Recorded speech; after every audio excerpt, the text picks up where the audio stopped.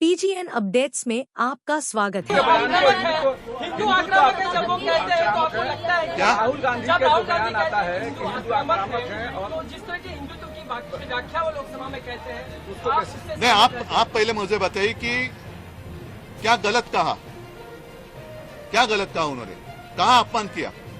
एक तो वो तो बार बार दिखाना चाहते थे शिवजी की प्रतिमा, वो दिखाने के लिए पाबंदी लगाई गई। क्या यही हिंदुत्व है? जय श्री राम के नारे हम भी देते हैं तो वो चलते हैं।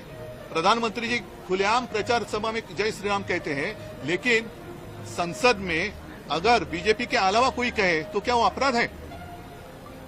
संविधान को लेकर के जिस तरीके से उन्होंने कहा जय संविधान और उधर से घोषणाबाजी हुई, फिर महाराष्ट्र में विधान परिषद के भीतर जो हंगामा हुआ, इन दोनों को कैसे कनेक्ट करते आप? नहीं, मैंने सारी बातें कही हैं कि ये सारी अगर मगर की बातें हैं।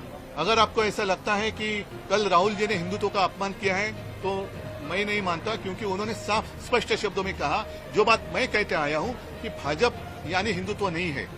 हम भी हिंदू हैं और हम में से कोई भी हिंदुत्व का अपमान करेंगे नहीं और हिंदुत्व का अपमान सहेंगे भी नहीं, और उसमें राहुल जी भी आते हैं जो अपमान करेंगे भी नहीं और सहेंगे भी नहीं।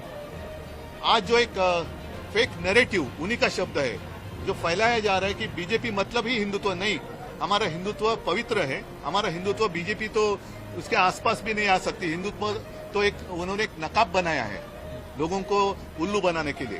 तो मैं तो यही कहता हूं कि जैसे उन्होंने कल एक कोशिश की गलत जानकारी के आधार पर विधान परिषद में वो एक ठहराव लाना चाहते थे कि हिंदुत्व का अपमान हुआ, तो हिंदुत्व का अपमान हुआ नहीं, लेकिन आधी अधूरी जो जानकारी है उस आधार पर वो एक प्रस्ताव लाना चाहते थे, वो भी सभागृह की एक दिशाभूल करने के अपमान है। और साथ ही मैं यही कहता हूं कि लोकसभा में कुछ लोगों ने अपनी शपथ के समय जय संविधान का नारा दिया तो उनको रोका गया या उसके ऊपर आपत्ति जताई गई। तो जय संविधान कहना कब से गुनाह हो गया, और इसलिए मैं तो खुलेआम उसका निषेध तो कर ही रहा हूं। मेरी विनती है दोनों जो हमारे सभागृह है कि आप भी जो कुछ वहां हुआ जय संविधान कहने पर आपत्ति जताई, उनका निषेध करने का प्रस्ताव लाएं और वो मंजूर कर लोकसभा में भेजें। बने रहें, लाइक करें और सब्सक्राइब करें।